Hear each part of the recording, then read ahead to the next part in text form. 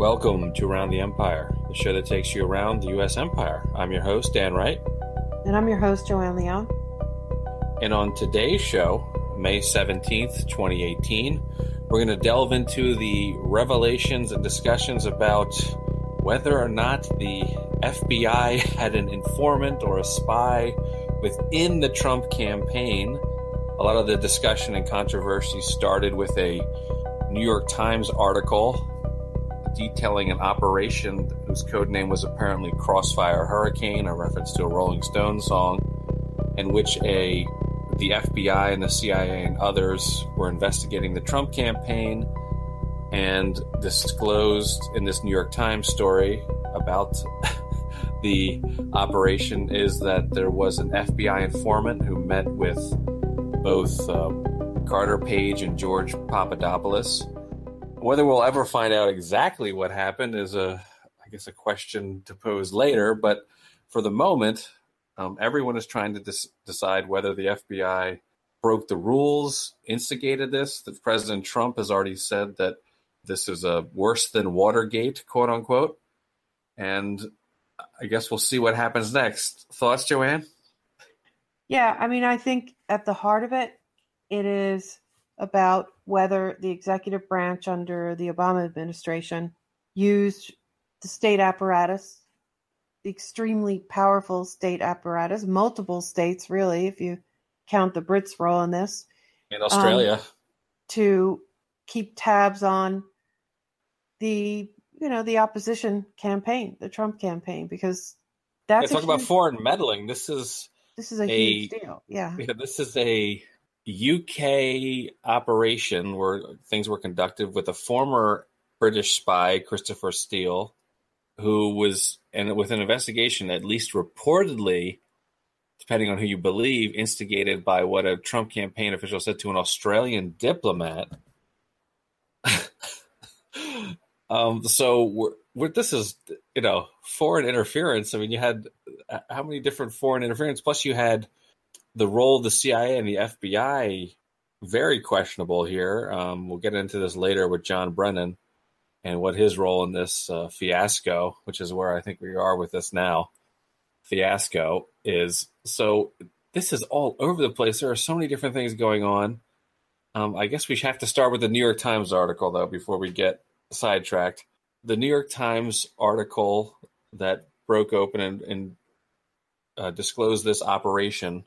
The title of it is Codename Crossfire Hurricane, The Secret Origins of the Trump Investigation. And Right. It's by sort of famous FBI beat reporters, Matt Apuzzo and Adam Goldman, and also a guy named Nicholas Fandos. And then, to describe, maybe we should go into the story a little bit, but it's basically the FBI or CIA's version, or at least some officials, their version of the events. It's clearly not independently verified in many cases. It's anonymously sourced. I don't know. Not that many people who are referenced in the piece go on the record. You don't know who they are. Presumably they work for one of the agencies.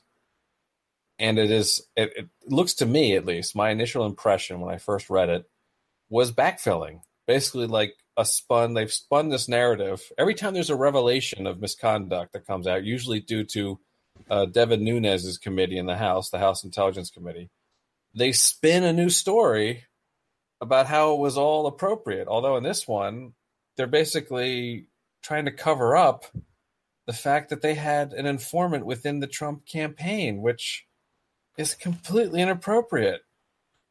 And so, At least one. Right? At least one. They had at least one spy within the Trump campaign. And these are officials with a opposition party government, the Obama administration, infiltrating the political campaign of their rival, and then you take it from there. So I think the story itself is not I think it should be read, but I don't think it should be taken as a credible journalistic enterprise. I think it's very much, here's the new spin on this old information that's been discovered. You have to remember, the New York Times has written a bunch of stories on this. They're even contradicting their earlier story. And every time it's, first there's the Steele dossier. Now it's Papadopoulos. Well, now there was this informant. Like they've always have to keep revising the narrative, and it doesn't quite sync up. So, but let's get to the story itself before we analyze it, or at least get to some of what the authors think. And the one other important detail about this is it's in anticipation of the Horowitz IG report that has been in the works for months and is about to be released, which we thought last week and several other weeks too. But I think this time it's really coming out, and it's apparently going to reveal some of these things. So they're trying to get ahead of the story also. In my view, it's a damage control. It's an attempt to frame this, just sort of set the narrative before this explosive IG report comes out, which clearly they feel will be, some of the people on the right are saying it's going to be damaging. And this article sort of supports that. And some of the framing being done on MSNBC and CNN also. That's the part that's interesting is the stretch that has gone to make this seem like this was somehow appropriate. And if this had happened, and if you want to understand how partisanship works, it's somehow, if this had happened to a Democrat from a Republican administration, the screams would be unending. My God. And they should be, because this is entirely inappropriate. So to try to normalize this, remember that whole thing in the beginning of the Trump administration? Don't make this normal. You can't normalize this. They're totally normalizing the intelligence agencies wildly overstepping their bounds for their own partisan gains. And it's a little disgusting to watch, to be quite honest. Their own partisan gains, or, that's a whole nother analysis as to why, all the reasons why we think they did it, but also for careerism, thinking about their own careers. Brennan's case, for sure. And in my view, there's a factional deep state conflict that's showing itself, in my view. And I also think that it's inevitable that there are powerful players, whether they're big donors or whether they're oligarchs or whether they're, retired politicians, whether I don't know who they are exactly, but they're going to exercise their influence too. And who knows what kind of influence they have. That gets it too vague and shady. I think we don't need to do that anymore. This is so clear. It's so clear who the players are in this. It's so we don't have to maybe there's these interests. There are, of course, there are interests on the periphery, but you now have specific people organizing an intelligence operation to screw an opposition party candidate. And John Brennan, we've been thinking it's John Brennan for a while. I know John Kiriakou, when he was on this podcast, pointed towards John Brennan for the Mike Flynn leak. We're on the record since December. Yeah, we're way on the record of this, and every new revelation, Brennan was the center of it. Yeah, points more towards not vague forces. Although there may be other people out there we don't know about yet. We're learning new names every day. But it all, in my view, has pointed towards John Brennan. And now every time I read a story, every time more information is revealed, it's just more information leading back to John Brennan. It's it's started out as breadcrumbs. Now it's flashing lights and arrows. You know what I mean? In my view. So I don't think there's a lot of vagueness or ambiguity of who at least one of the ringleaders, to paraphrase Seymour Hersh, was in this show. And I think it's John Brennan. But we might be getting ahead of ourselves. Let's get to the New York Times story, or at least one of the interviews. I suspect everyone's heard about it, but I don't know if everyone has read the whole thing. Kind of painful to read, to be honest. Well, it is the New York Times. Yeah. So we also have Matt Apuzzo and Adam Goldman out on friendly cable news today. And I'm sure they were probably on more than one, but this is Adam Goldman on Anderson Cooper, and he gives sort of a summary of what his article is about. Codenamed Crossfire Hurricane. The New York Times has a fascinating look at the secret origins of the Trump investigation. Adam Goldman is one of the reporters who worked on the piece. He joins me. Adam, can you just explain what Crossfire Hurricane was and when it began? Crossfire Hurricane was the FBI's code name of their investigation into Russian meddling in the 2016 investigation and interference. And it came from a Rolling Stones song, Jumpin' Jack Flash. It's an actual lyric. I was born in a crossfire hurricane. And when did it actually begin?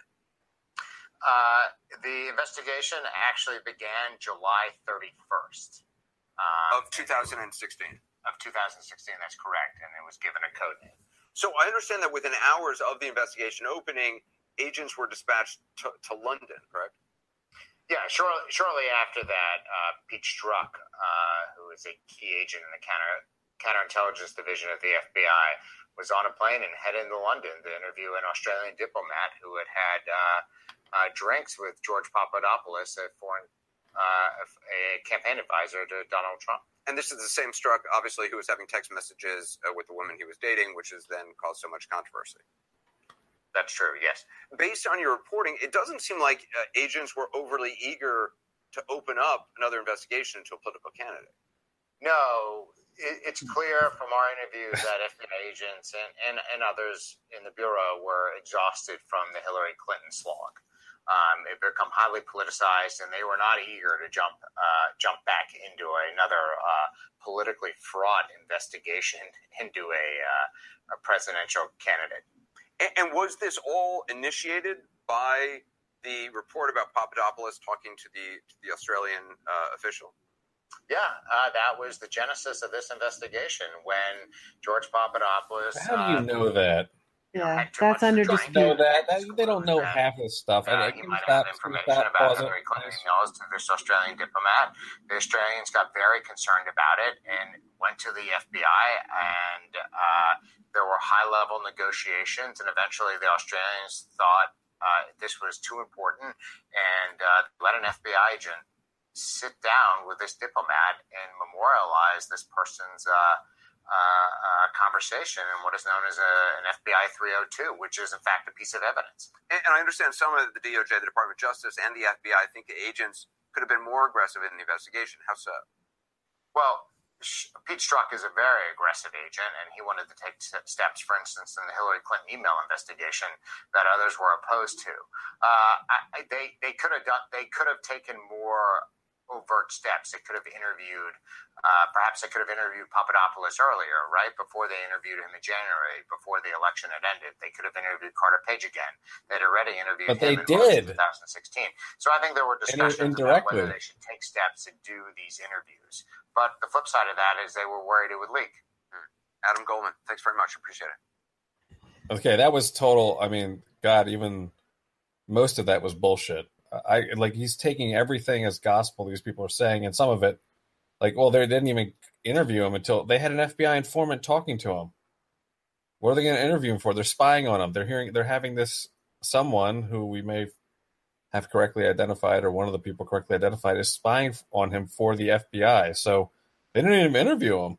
They're spying on him. We could have been more aggressive. That's pretty aggressive to spy on an American citizen. Yeah, and the part about how the Australians, labored over whether they should come to the United States with this information, and how they finally decided they should, and that is what started the investigation. I don't buy that. I don't buy that. Nah, because that's a no. That's a hard no.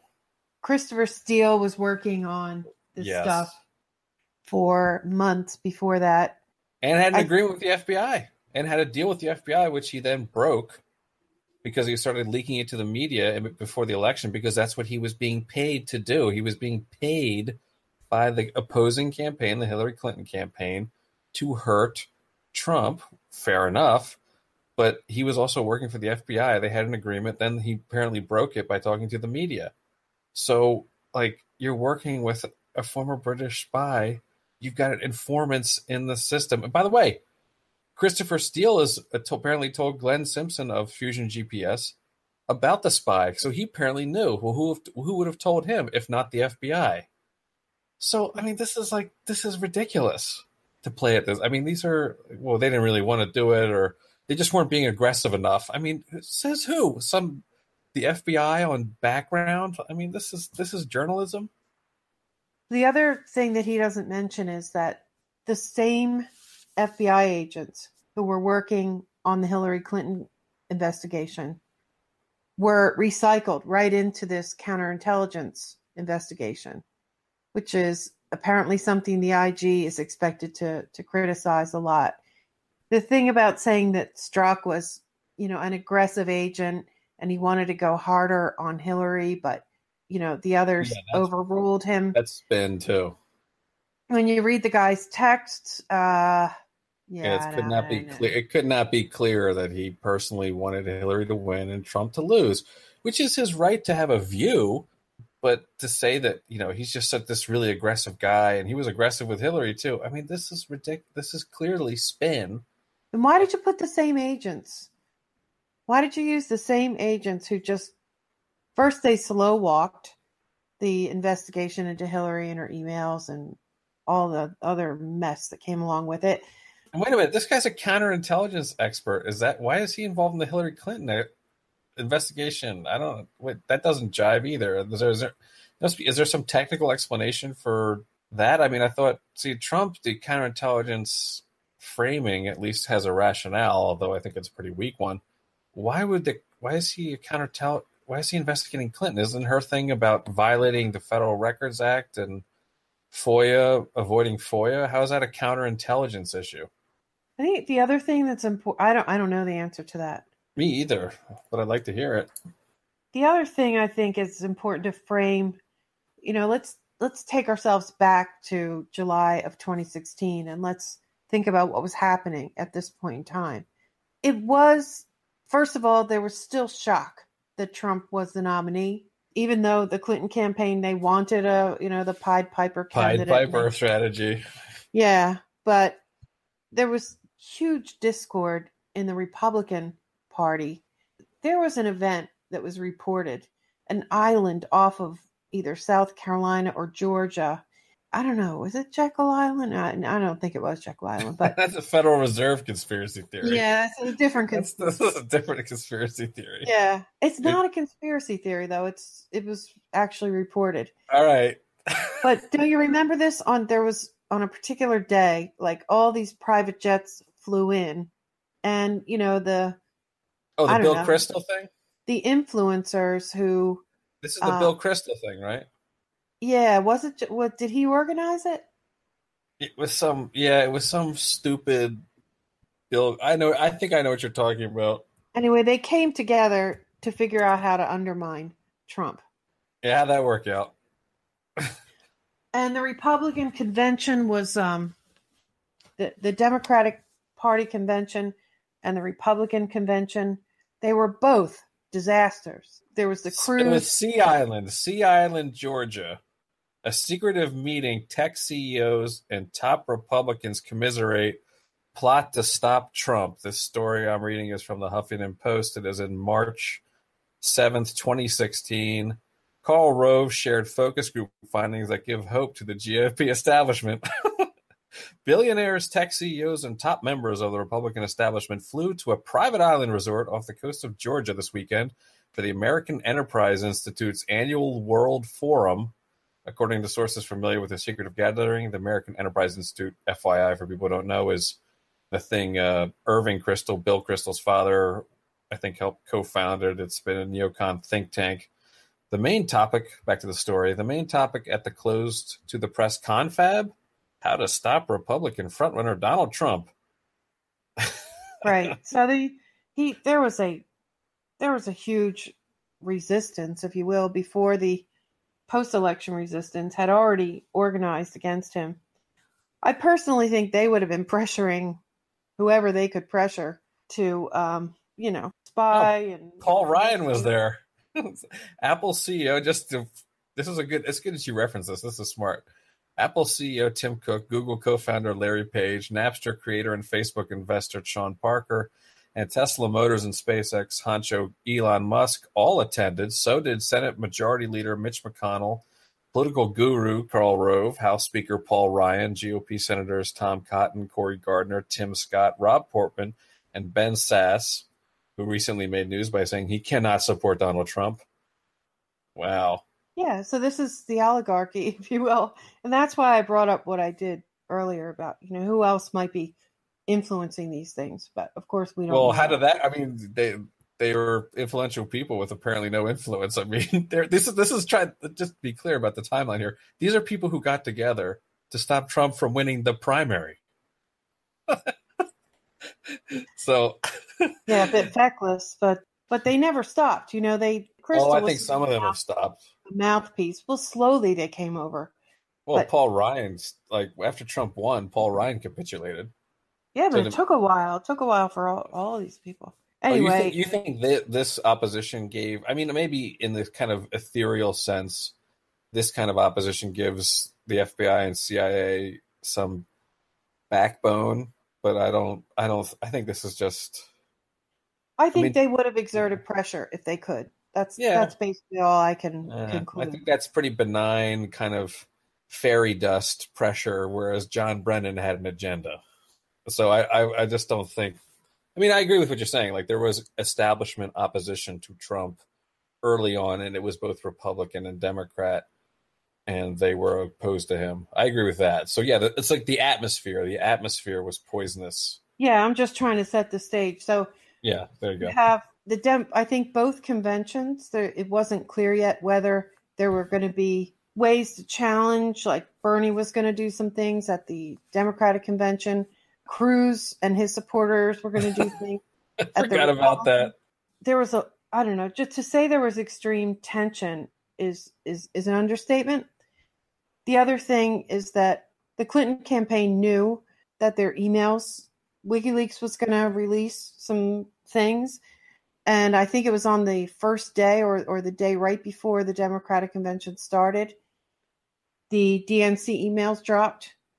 And Debbie Wasserman Schultz had to quit.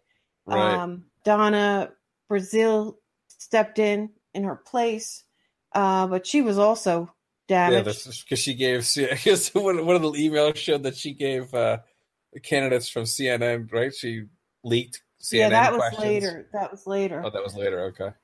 But, and also there were protesters, in Philadelphia, and the Bernie supporters were really, really pissed off because the DNC emails proved that the primary was rigged.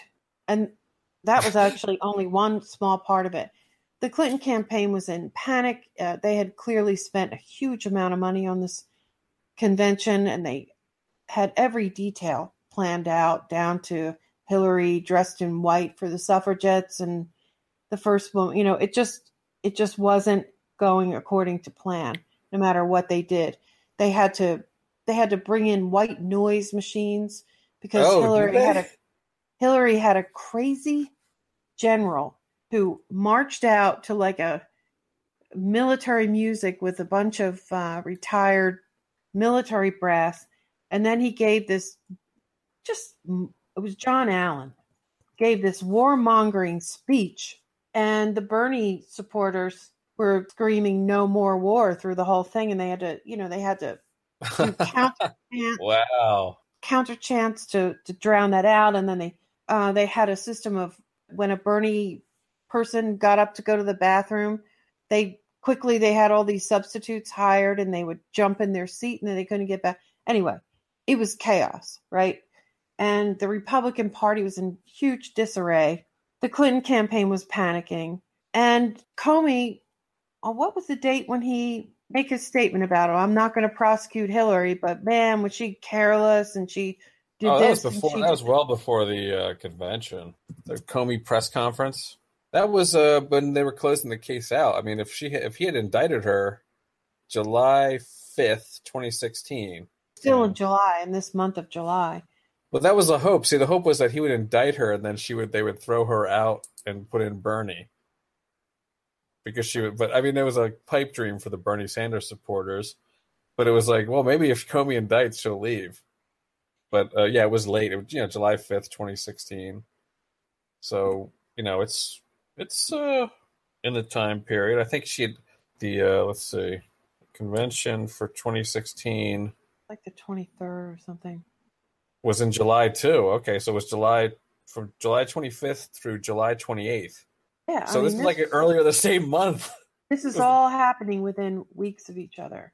Yeah, and then of course later Comey's going to come back and reopen the investigation 2 weeks before the election day. Yeah, the Republican convention was July 18th to the 21st, and then I believe the Democratic convention was just like days later. It was July 25th to July 28th. Yeah.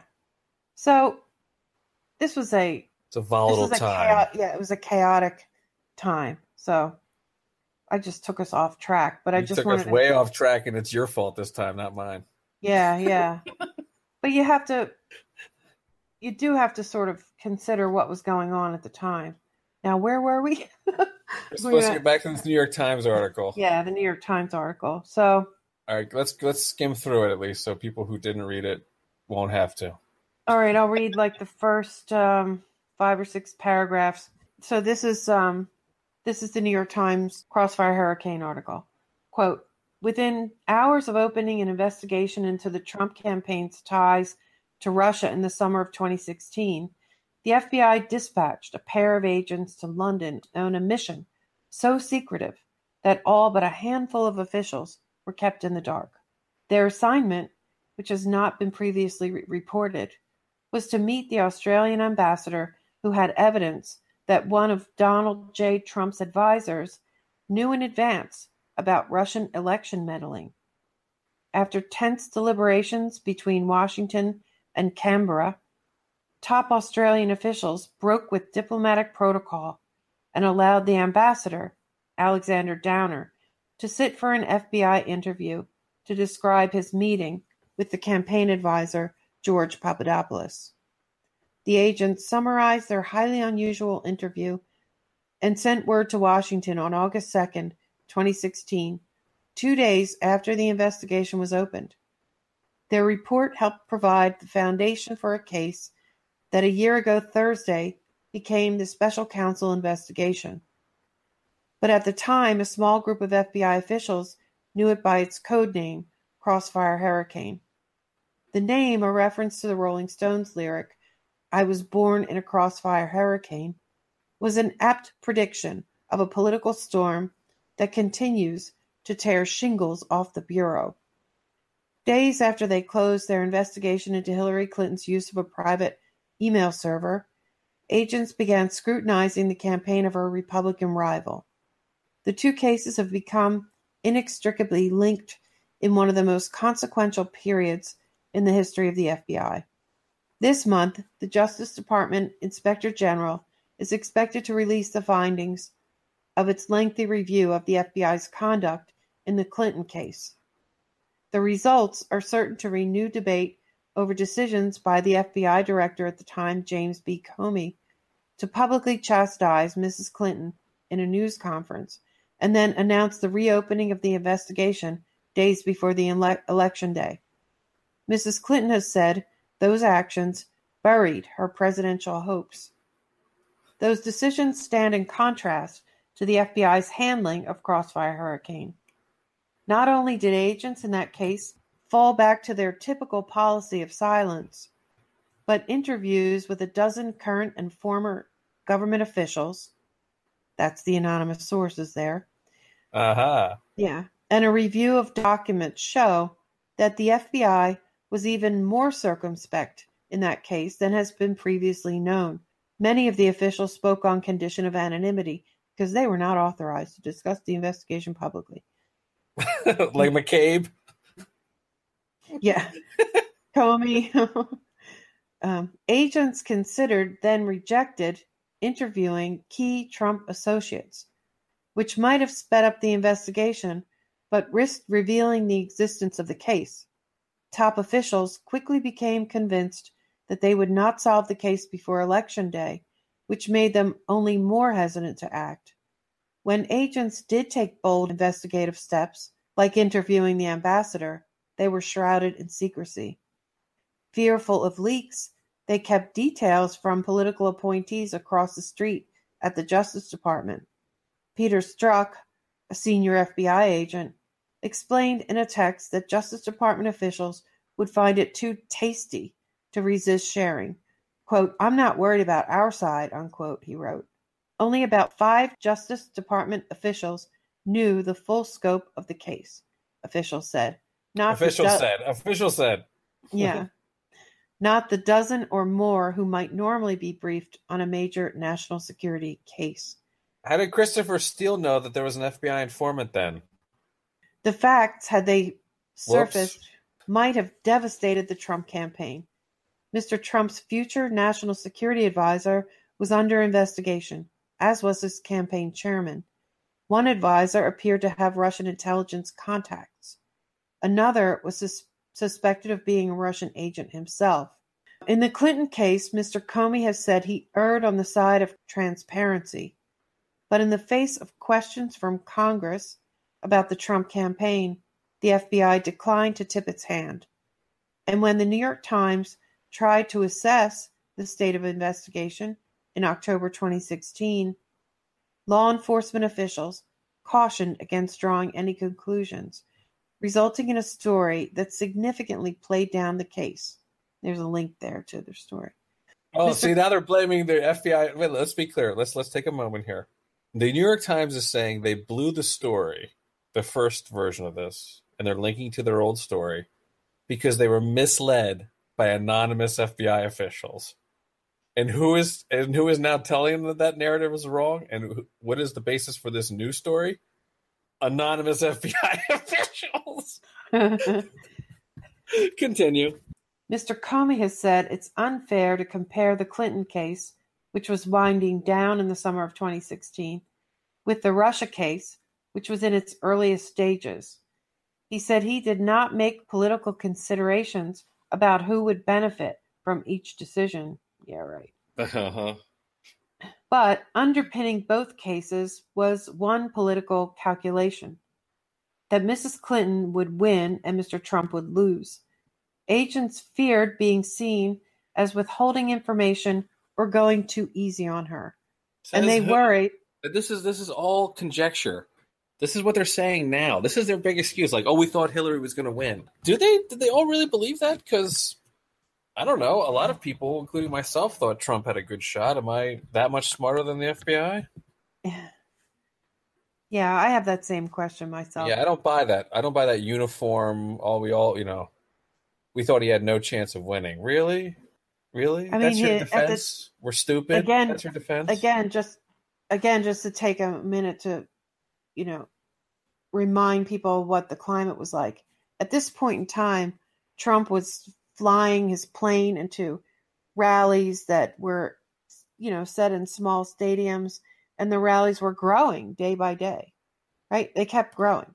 They grew all the way up to the election. And Hillary was having trouble filling a high school gymnasium. I mean, that's and she had high negatives.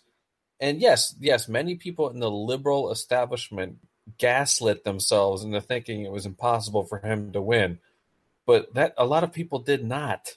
And the establishment has this interest in playing up that everyone in the world was incredibly shocked by this when it was actually them. So I don't know. I mean, I know a lot of people who thought Trump was going to win. I imagine a lot of the people that voted for him thought he was going to win. So, I mean, just to say that this was an impossibility. And plus, who else does Comey have to curry favor with? It's not just a potential Trump president. It's also a Republican Congress. He doesn't think the Republican Congress is going anywhere. So he has all sorts of political considerations for doing what he's doing.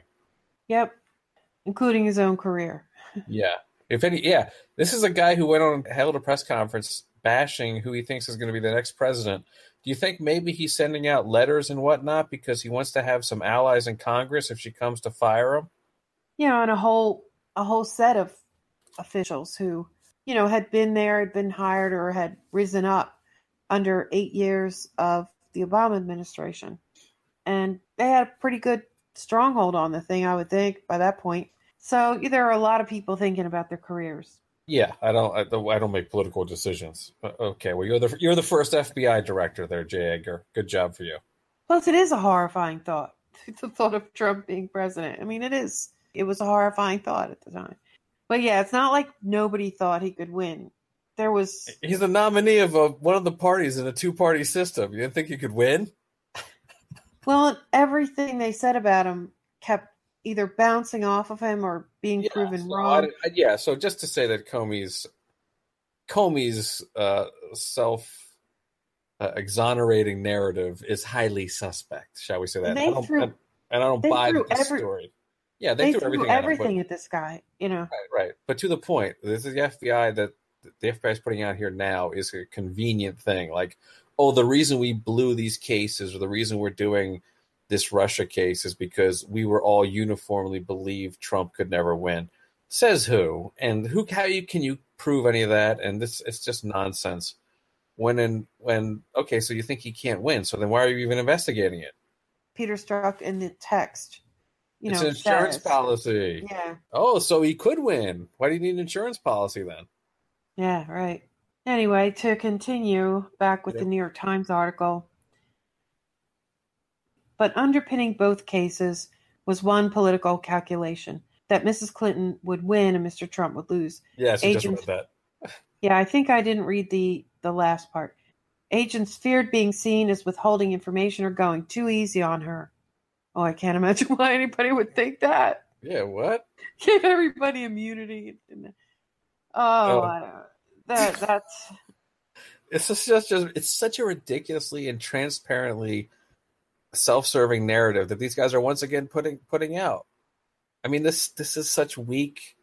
Did they push back on anything? No one's quoted here. You have people, putting out information that's self-serving, and you won't even force them to go on the record if they want to say some self-serving crap. Terrible. Yeah, I mean that Clinton email campaign investigation was it was shocking, really, how they went on her, including, and I guess everybody knows this, but including agreeing to not even call it an investigation. Like the Hillary supporters were saying, she's not under a criminal investigation. They said that. They maintained that for months and months. And Comey agreed to call it a matter, not an investigation. And we also, anyway, I won't even get into that. Okay, so to continue, back to the article. The FBI now faces those very criticisms and more. Trump says he's the victim of a politicized FBI. He says senior agents tried to rig the election by declining to prosecute Mrs. Clinton, then drummed up a Russia investigation to undermine his presidency. He has declared that a deeply rooted cabal, including his own appointees, is working against him. Oh, it's so ridiculous. I mean, they're listen, look at this. Look at how stupid this story is. They're disclosing for the first time that there was an FBI informant within the Trump campaign, and then they're making it sound like Trump is crazy. It's being ridiculous. There's a cabal. I mean, this is such deep state. This is, I mean, I don't know if it's a limited hangout or, like a sort of try to sanitize or what is it, inoculate this from coming out maybe in the IG report or somewhere else. But this is such, like, how can you write a story where you're basically accusing Trump of being paranoid when you're also disclosing that there's been an FBI informant in his political campaign? That's a really good point. I hadn't thought of it that way. He's thinking there's some cabal out to get him. Oh, by the way, there was an FBI informant in his political campaign. Oh my God, that alone makes this just a ridiculous story. All right, so I was stopping to make fun of the fact that they were accusing Trump of being paranoid while also disclosing that he had FBI informant in his campaign. Yeah, and I just want to also mention, like, they just disclose here that only about 5 people knew about this investigation. And one of them Christopher Steele, because he apparently knew. Yeah, that in itself is pretty strange. Suspect. Maybe they were afraid of leaks. I mean, that's definitely reasonable. Well, then how did Christopher Steele know? I mean, that's the thing. Like, you can't. Christopher Steele said he knew about this. He told Glenn Simpson, his boss or his paymaster at Fusion GPS, that the FBI had an informant. Simpson disclosed that in congressional testimony that he was told that there was an FBI informant in the Trump campaign. So among this very tight-knit group of people, so apparently the information got to Christopher Steele. And let's be clear, that's not something Christopher Steele would have known unless someone in the FBI told him, right? How else would he have discovered that? No, I'm just look at the information flow from an engineering perspective. Where would that information have come from unless he knew the FBI informant as well, and they had told him that he was working with the FBI? The only other avenue was if when he was working with the FBI, which we know he was, He they himself told was an him FBI informant. Yeah. that they told him, we have an informant in the Trump campaign. We have someone collaborating or spying on the Trump campaign. So Christopher Steele knew, which meant Glenn Simpson knew, which meant, of course, the Hillary campaign was in somewhat, at least tangentially, knew about this. And what about Brennan? Are they saying that Brennan didn't know about this? Brennan would have had to have known. He was part of this he was part of Crossfire Hurricane, right? Well, what's the name of the operation again? Crossfire Hurricane, right? Yeah. Well, he was part of the operation, right? Well, in a little bit further down in this article, they talk about how an intelligence, a multi-intelligence, an intelligence community, and what do they call it? We'll have to wait till we get to it. But they started another investigation, and the Crossfire Hurricane FBI people were part of this bigger investigation. Let me just see if I can find that in here. Let me see. Yeah, here it is. They say the FBI's thinking crystallized by mid-August after CIA Director at the time, John O. Brennan, shared intelligence with Mr. Comey showing that the Russian government was behind an attack on the 2016 presidential election. Wait, what are you reading? What are you reading? This is further down. I'm explaining what a larger, you're saying wasn't John Brennan part of this? No, they weren't. He wasn't part of Crossfire Hurricane. Crossfire Hurricane was a smaller investigation. And this is where they talk about another investigation. They say, the FBI's thinking crystallized by mid-August after CIA Director at the time, John O. Brennan, shared intelligence with Mr. Comey showing that the Russian government was behind an attack on the 2016 presidential election. Intelligence agencies began collaborating to investigate that operation. The Crossfire Hurricane team was a part of that group, but largely operated independently, 3 officials said. So, no, Brennan wasn't part of Crossfire Hurricane. I thought there was a joint working group. So this was kept completely within the FBI and Fusion GPS? Well, Crossfire Hurricane team was part of that bigger working group. So Crossfire, all right, so to architect this, the FBI has its own investigation. It's called Crossfire Hurricane. That's the name of the operation. There is also, in parallel, a joint task force of which the CIA and the FBI are part of. Okay, so Crossfire Hurricane is the FBI operation. The New York Times isn't getting into what the CIA did. But what we now know is that Brennan had started his own working group.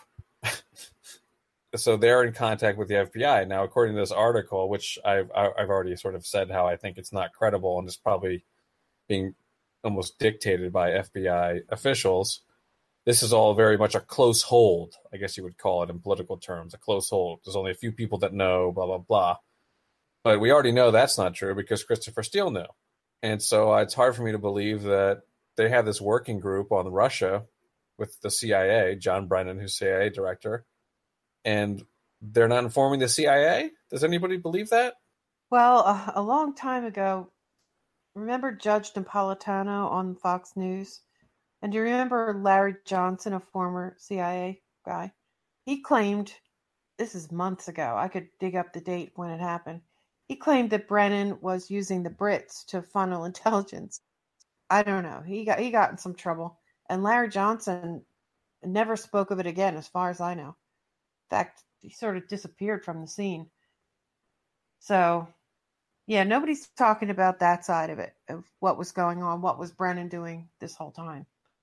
In fact, hardly... Well, no, but Brennan's starting to almost outing himself now. So, I mean, I don't know. Is there more to the New York Times article? Is there anything more relevant to talk about? Yeah, there's a lot of stuff like that. That was a big one, I think. Let me just skim through and see. I'll tell you what it says. You tell me whether you think it's relevant enough to read it. Including its own appointees, is working against him. That argument is the heart of Mr. Trump's grievances with the federal investigation. In the face of bipartisan support for the special counsel Robert Mueller, Mr. Trump and his allies have made a priority of questioning how the investigation was conducted in late 2016 and trying to discredit it. It's a witch hunt, Mr. Trump said last month in Fox News, and they know that, and I've been able to message it. Now they talk a little bit about Nunes. Congressional Republicans, led by Representative Devin Nunes of California, have begun to dig into FBI files, looking for evidence that could undermine the investigation. And that's what prompted this story, in part. Yeah. The IG report and Nunes. That's why they're putting out this story, which the New York Times is mindlessly repeating. Continue. Yeah, there are a couple other Republican Congressman Jordan and another guy, and they've been demanding documents from the DOJ for months now and complaining that they can't get them. And then they finally threatened to hold sessions in contempt. They were going to use some of the powers that they have in Congress that are rarely ever used. And then finally, and they must have been serious about it, because the DOJ then arranged for a meeting, and I believe they gave them some information, or they calmed them down in some way. It calmed certain things down. Nunes is enemy number one of the FBI and the DOJ right now, because he's threatening to hold them in contempt. And he's trying to get to the bottom of what Rosenstein is up to. So they're placating him, but they don't like it. And so what they're doing is using this New York Times article to attack him in the press. I mean, Nunes has been attacked mercilessly in the press, mostly by anonymous officials in the FBI. So this is a power struggle essentially between Congress and the FBI and Department of Justice. What's amazing to me is that, it just goes to show you how essential it was to get Jeff Sessions out of the picture and to get, you totally see the play, which was to take, by the people who were trying to get Trump out, or at least diminish Trump or whatever, which is to move certain pieces on the board. And Trump is correct. Sessions' recusal, which was done with all this, leaked intel, like how did they know he spoke with the ambassador? How do they know they met it was all this very orchestrated takedown. Recusing himself opened the door for this, and then the special counsel. Now, of course, Trump also didn't do himself any favors by firing Comey, which, although he hasn't really, that's the thing. Now, is Trump going to finally interject himself? But right now, it's a power struggle between Congress, or at least the House, and the Department of Justice. And so they're trying to vilify Nunes in hopes that he'll back down. But what you're hearing a lot of people say is, well, when you're taking flack, it means you're over the target. Right. So he's now getting lots of pushback, but he's also, we've gotten now to the point where we've got an FBI informant. Why is the FBI disclosing this now? They're disclosing it because Nunes is forcing them to disclose issues like this, and they want to get ahead of the story. So that's the way you should think about this. That's what you should think about this New York Times article. It's the FBI trying to inoculate themselves from any bad press they're going to get. The New York Times story is essentially the FBI trying to get ahead of the things that Nunes is going to force them to disclose, and they're vilifying him to diminish his power, hope the people turn on him, hope the pressure gets him to back off. But their second part of the strategy is to just get it out first. Nunes was going to force them to disclose that there was an FBI informant, if not more than one. So now they're leaking it to the New York Times and getting their version of the story out, which the New York Times mindlessly has repeated. So that's what this New York Times article is. That's what the story is. This story is to get ahead of any disclosures Nunes forces. Yeah, I agree. And in general, Nunes has been focused on how this investigation got started, whether or not the FBI and others were spying on the Trump campaign, and he was using what power he had as the House Intelligence Chair, which they took him out of that position for a while with an ethics investigation. But then when he came back to it, he was right back on it. And I believe that they're criticizing him now because he's trying to get information about a source. it's not But it's clear every when. time. Look at the progression here. Every time that if you want to call it deep state or the people opposing Trump within the national security apparatus, they move these pieces on the board. They get Jeff Sessions out of the way, then they can get the special prosecutor. They get Nunes out of the way. He's not playing ball, and so to Nunes's credit, I mean, whatever you think about him, he didn't just take his beating and then walk away. He recused himself for a bit, came back, and is now kind of back with a vengeance. And they're trying to do the same thing again, but I'm not sure it's going to work a second time. And this is the part of the story that Trump's been saying all along is like, wait a minute. What about the people who unmasked information? And what about the spying on my campaign? How come, we're putting all these resources into the Russian meddling and this and that? What about the Flynn leak? What about that leak of Flynn talking to the Russian ambassador, to David Ignatius at the Washington Post? Where's the national security investigation on that? This is the thing that the establishment and the part of the deep state aligned with Hillary. They don't want to talk about this. This is the last thing they want to talk about it. And apparently the Inspector General, the IG report that's coming out, this is not part of what the Inspector General investigated and is going to report on. But Kimberly Strassel says, like an hour ago, there's Nunes is putting the pressure on. There's also Representative Jim Jordan and another guy. She says the first IG report is about the FBI's handling of the Clinton affair. But the IG recently announced that he would commence an investigation handling of the Trump-Russia probe. So he's working on it. Oh, wow. Really? I didn't see that.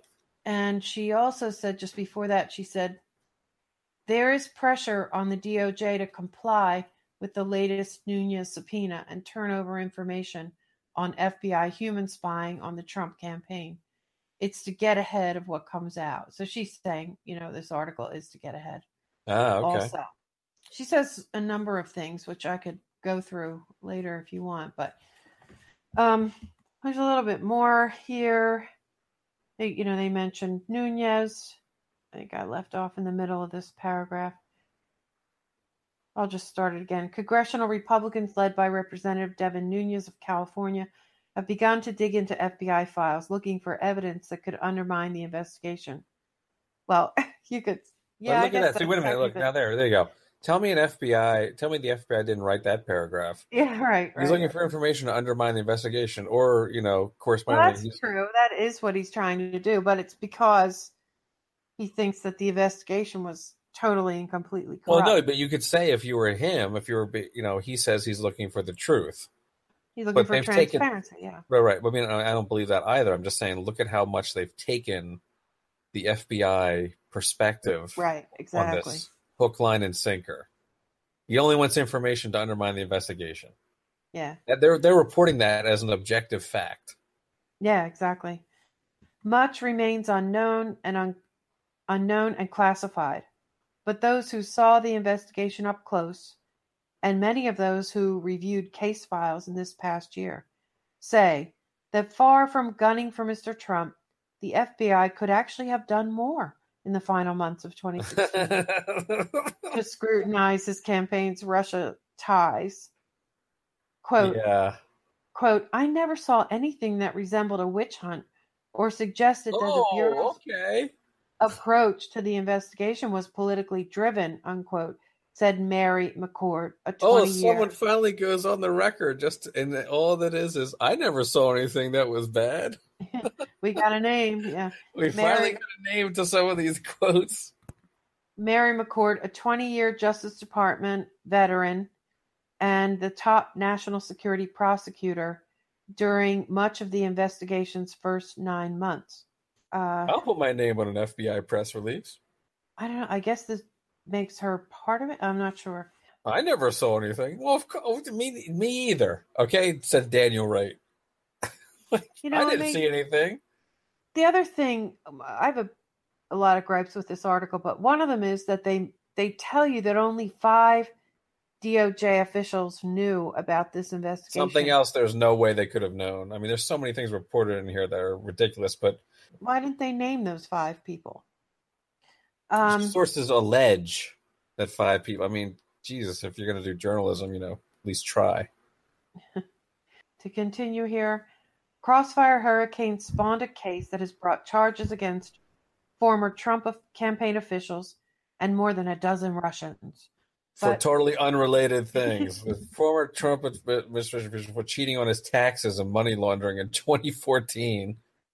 Yeah, for the, Buff Bernie cartoon Facebook ads, right? Yeah, the Facebook ads, which, by the way, that's being disputed. Apparently, some of the indicted Russians are going to press on. Michael Flynn for lying to the FBI, George Papadopoulos for lying to the FBI, which they catch everybody in these stupid investigations because apparently people don't learn the lesson John Kiriakou told everyone: never talk to the FBI, never. And John Kiriakou, I listened to his radio show, and he has said numerous times that these are what they call throwaway charges. Yeah, throwaway charges. So they've got nothing. Like they got Paul Manafort on tax evasion and money laundering. Okay, fine, but that had nothing to do with the Trump campaign. Years ago and completely unrelated. Years ago and completely different. It's irrelevant. Everything else, they got people throwaway charges and maybe some shit posting on Facebook. It's some weak bullshit if there ever has been. So, let's see. Bond case brought charges against former and a dozen Russians. But in the final months of 2016, agents faced great uncertainty about the facts and how to respond. And then there's a subtitle, Anxiety at the Bureau. Crossfire Hurricane. No, these courageous agents. Crossfire Hurricane began exactly 100 days before the presidential election. But if agents were eager to investigate Mr. Trump's campaign, as the president has suggested, the messages do not reveal it. Quote, I cannot believe we are seriously looking at these allegations and the pervasive connections, unquote, Mr. Strzok wrote soon after returning from London.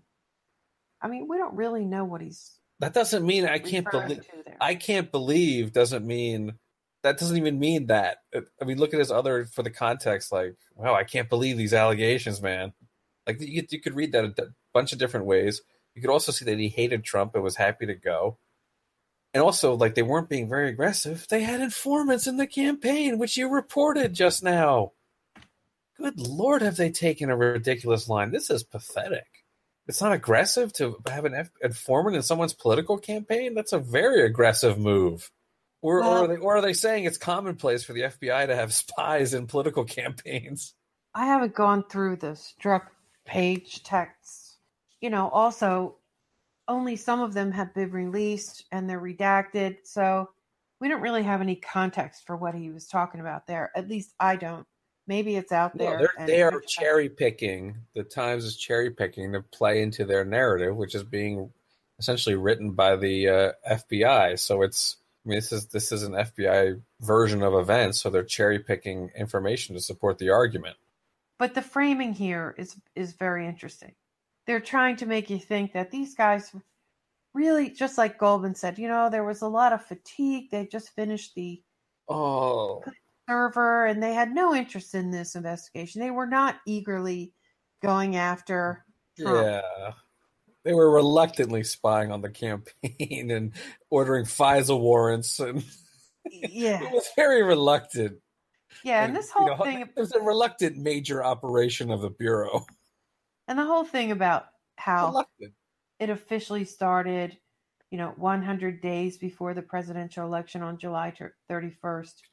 Yeah, I'm not sure I buy that either. Yeah. Twist my arm, force us. Yeah. Well, they're so reluctant they launched a full-scale operation. Right. That's real reluctance. Yeah, and then expanded it after that.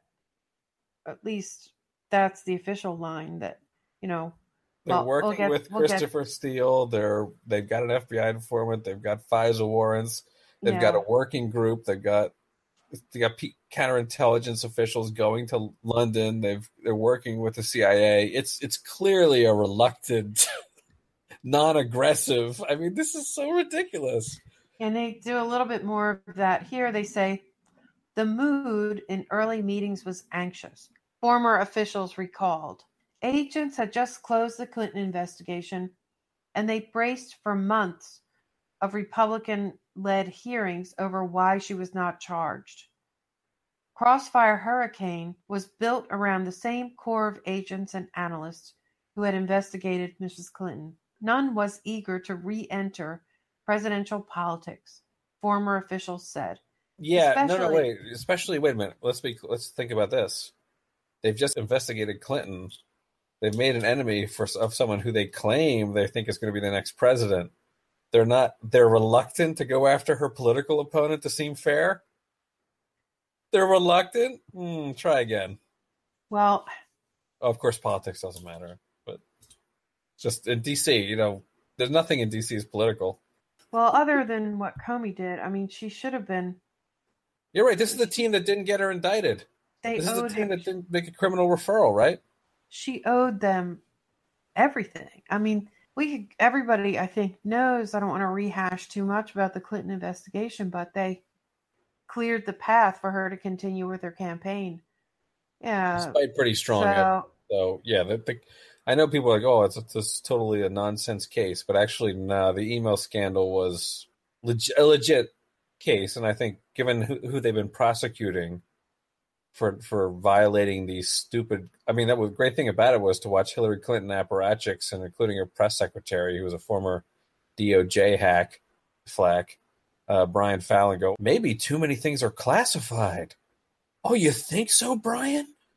Wow. Suddenly, the overclassification problem is a problem now that's actually hitting someone powerful when some schmuck gets hit for violating these laws, or when someone has to file a lawsuit to get anything FOIA'd, who cares? But now it's overclassification. So in any case, that was a real case, and they did not come up with a criminal referral. So the idea that they're exhausted, they didn't come up with a case, and now they're happy going over her political opponent. If anything, to seem fair. If anything, they're likely eager to go after her political opponent to seem fair, if not to curry favor with the incoming administration. Yeah, and the investigation itself it looked more like a cover-up to me. It was to exonerate her, and we saw things that it's not the way. She didn't even have to be under oath, was it, in her FBI investigation? They blew it. They blew it. It was not a good investigation. So they're exhausted. Exhausted from what? They did a crappy investigation. Stuff. Still never got all of the emails. There's still some They still don't have explanations for half the stuff that happened. It was a legit case. It was not partisan hackery. I'm sure there's absolutely partisan hackery from the Republicans in Congress, but that was a legit case. She totally, knowingly, purposely violated the Federal Records Act. And yes, she was absolutely. I mean, I don't care about the negligence, or carelessness, because it was redefined, because saying negligence meant criminal. But she totally went out of her way and designed a system to evade the Federal Records Act, to evade disclosure and transparency. That's why she did it. She set up her own system to evade the federal records laws and transparency. So I think it's a legitimate case. I'll always believe that.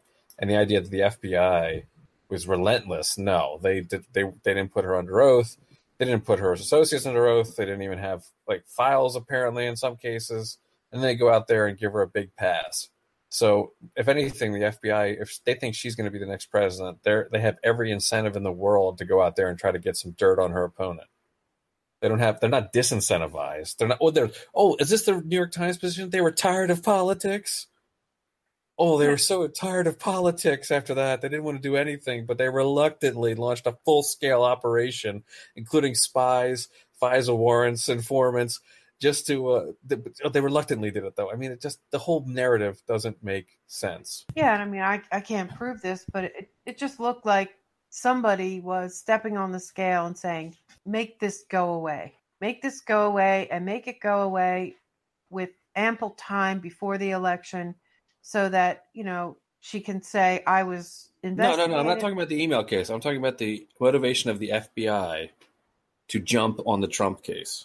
The idea that they were reluctant or that they were exhausted by politics is an inverse logic. The logic would have been, if you're an FBI, to jump on her political opponent, one, to seem fair. Like, we didn't just go after Hillary, we went after Trump too. And two, to curry favor if you really believe she's going to win, to prove that. So their incentive is not to back off. Their incentive is to go forward. They also say their incentive was to just, after she won, to be able to say, well, no, we didn't tip the scale in her favor, to be able to defend themselves for that. I don't know. This might be a good time I have a clip of Mattapuzzo on Morning Joe. This is a fairly long clip. Do you want to segue to this? Go for it. Because he talks about what he claims the FBI calculus was.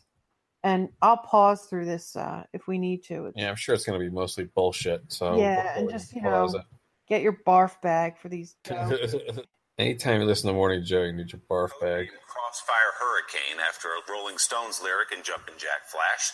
The report is based on interviews with a dozen current and former government officials and review of documents. It claims that only about 5 Justice Department officials knew the full scope of the case at the time, not the dozen or more who might normally be briefed on a major national security case. Fearful of leaks, FBI agents kept details from political appointees across the street at the Justice Department. Peter Strzok, a senior FBI agent, explained in a text that Justice Department officials would find it too, quote, tasty to resist sharing. I'm not worried about our side, he wrote. Kept secret that agents were on the trail of campaign advisor George Papadopoulos and went to London to interview the Australian ambassador about his claims that Michael Flynn's foreign payments were under scrutiny, as were campaign chairman Paul Manafort's. That agents suspected Carter Page had told Moscow about the FBI's 2013 warning to him about espionage targeting. To quote the Times, the facts, had they surfaced, might have devastated the Trump campaign. Mr. Trump's future national security advisor was under investigation, as was his campaign chairman. One advisor appeared to have Russian intelligence contacts.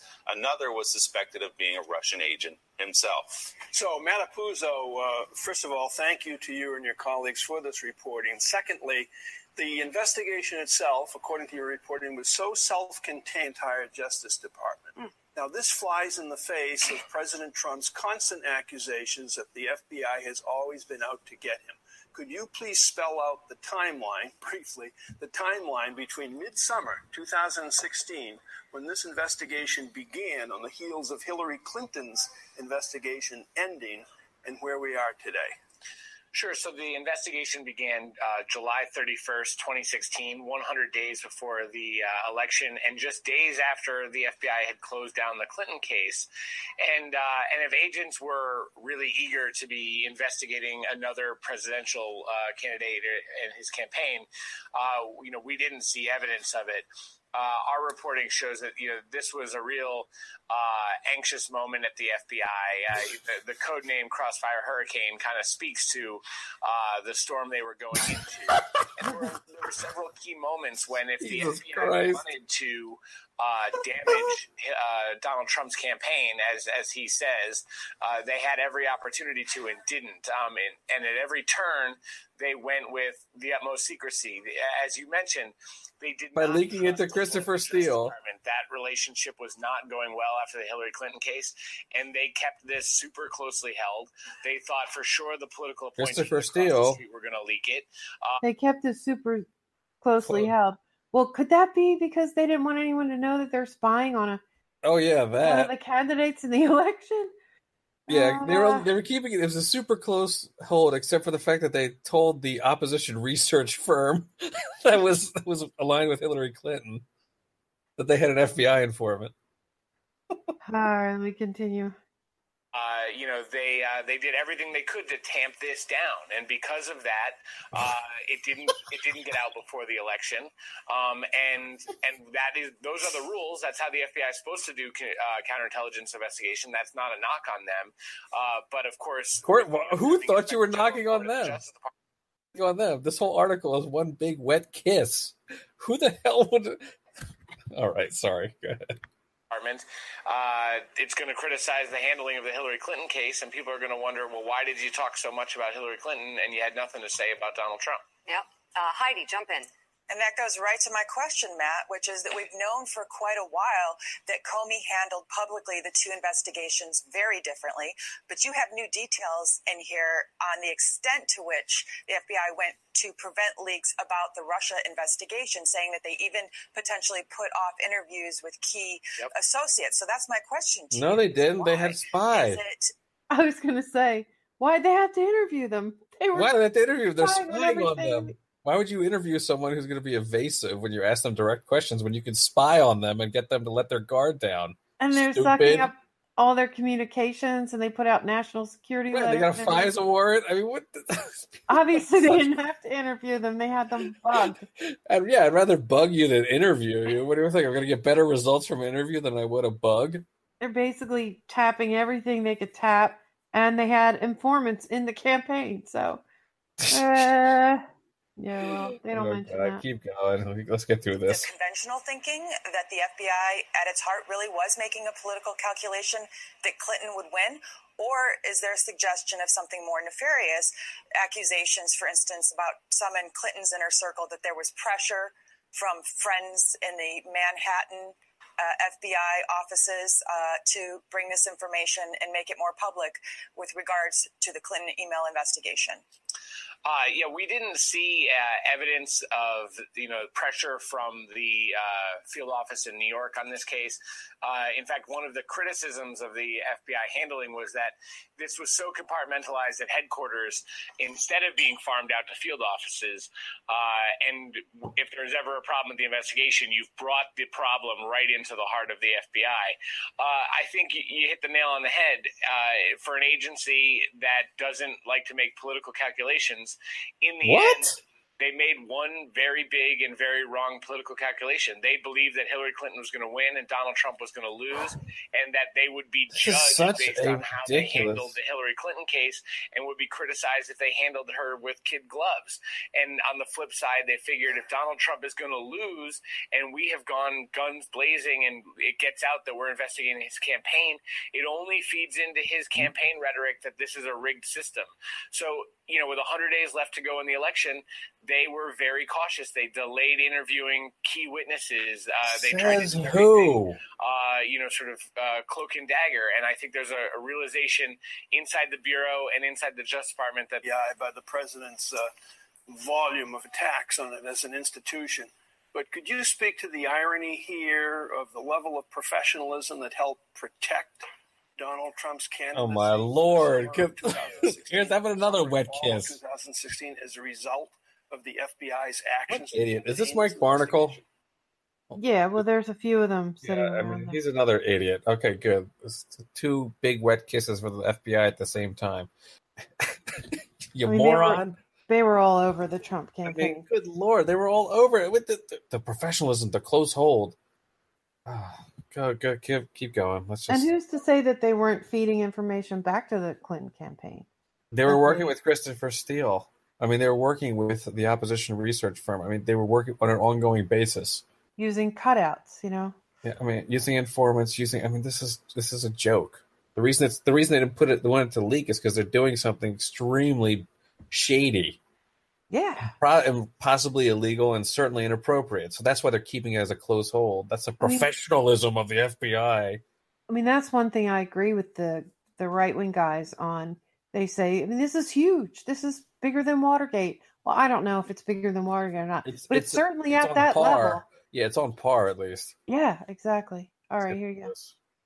Yeah, there's an obvious irony here, right, which is that the very same FBI officials who are being bashed every day by the White House for targeting Trump, for going after the presidency, we now learn in this article are being the FBI professionals that most of them always are, which is... Oh, shut up. Who is that idiot? That's not Barnacle, is it? I don't remember his name. But listen, let him finish what he's saying. Limit the number of people at DOJ who know about this, to codename the case, to codename the case. Yeah, I don't know what that has to do with it. Wow, what a level of professionalism and secrecy to give the case a code name. Like, I don't know, Fast and Furious, COINTELPRO. Wow, what a mark of true diligence, nobility, and professionalism to give it a code name. Are these people for real? interview Russians and confront Russians and just have them abort their mission, start doing overt interviews, right? They're doing everything that you do in a counterintelligence investigation, which is exactly what this was. And Steve Redford. So he's making the argument that Trump is lashing out at these people, but they actually were doing him a favor. You know, they were. They could have been much. Doing him a favor. They could have done things that were much more detrimental to him. They're actually trying to make that argument, right? Okay. All right. Jump in. I just also, as the details come out, you don't see like a sort of a strategy to do something nefarious. It's almost like they're a bunch of idiots, just a bunch of idiots trying to cover their tracks on whatever they might need to cover, and they don't even know what to cover. Even like the desperate attempt to talk about the meeting being about Russian adoptions, like where would you pull that out of and why? She's talking about the Trump Tower meeting now. That's Mika Brzezinski, daughter of the Grand Chessboard, and she is also. I mean, this whole panel, like this whole show, is idiots. But but the value of this clip is to just see how they're framing it, and it helps you understand the New York Times article even more if you listen to their framing, because there's a definite framing going on. No, this is definitely DC groupthink, which of course always favors intelligence agencies. This is the new coalition. This is the pro-Hillary, and now they worship the FBI. But Joanne, they have this little problem, which is that Comey probably cost Hillary the election, and they have to still kind of do these acrobatics, these intellectual acrobatics, where they go, well, it was clearly wrong the way they handled it. It was completely inappropriate. But they've the most professional people you've ever met. Yeah, I don't buy that she lost the election because of Comey. I think it was much more than that. That's besides the point. That's besides the point. It definitely hurt her. It hurt her, and they are pissed off about it. And they also and Hillary Clinton herself blamed Comey for her loss in part. So they still can't accept. No, but I'm saying they hit that talking point, and then they have to do a complete backflip and go, okay, this terrible thing happened that was unprofessional and inappropriate, but the FBI are just the most selfless, professional people here. See how stupid that is? To say that Comey did this really inappropriate thing and then to talk about how professional the FBI is. It's total schizophrenia. Yeah, of course. It's been going on for a while. I mean, But even in that clip, even in this panel, they're sitting there doing these, the FBI are the most professional people, whereas they opened it up with Comey's, they did this terrible asymmetrical behavior here where they treated Hillary one way and him the other way, but they're very professional. I mean, that's the definition of bias and unprofessionalism. It's all part of and whatever they're doing right now to try to get out ahead of the damning information. Operation Shitstorm. Yes, exactly. That's a good one. All right, let's let him finish. Look, it's probably the worst example of sort of damage control or dealing with a crisis like this that I can ever remember seeing, where they're always 3 steps behind. And so something happens, they come up with some story to cover it up or to deal with it. Then something else happens which actually contradicts what they already just said. So they come up with another story to try to deal with that. And it's like Giuliani in his TV appearances recently. His TV appearances keep changing because they start realizing they have different kinds of things. But I wanted to go back to Matt on just one point, Matt, which you touched on, but I don't know, it was exactly the focus of your story, which is this question of how Comey handled the 2 investigations differently. You make the point that the Trump investigation was way behind the Clinton investigation, so therefore there was an argument for treating them differently. But I think certainly Comey's critics still believe that him sailing out in July and into Anthony Weiner's laptop and Huma and all the rest of the stuff. So in retrospect, was that press conference a mistake? Look, I haven't found a lot of people inside the Justice Department or the FBI who if they had a do-over, would do it the same way. And Comey himself, who's been extremely defensive of the decisions the FBI made. You're saying they regret the way they? Oh, now they regret it, right? No, but I mean, like the way they wouldn't have done it that way. Well, what would they have done? Doing a criminal referral? Or they would have just dropped it? I don't understand what that even means. It doesn't. These are just. I think they're implying they would have made the Trump investigation public, which would have done a lot more damage to him. No. He's asking him specifically about the press conference and the Comey letter, and he's saying, well, they would have done it differently. And the real question, the follow-up question, if you were actually trying to get to Truth would be, well, then what would they have done differently? Not done the press conference? Not made it a criminal referral anyway? Okay. Yeah, he's gonna say in a second. Let me just go back a little bit. Apuzzo doesn't answer the specific question. He makes a broader statement. Okay. For treating them differently. But I think certainly Comey's critics still believe that him sailing out in July and into Anthony Weiner's laptop and Huma and all the rest of the stuff. So in retrospect, was that press conference a mistake? Look, I haven't found a lot of people inside the Justice Department or the FBI who if they had a do-over, would do it the same way.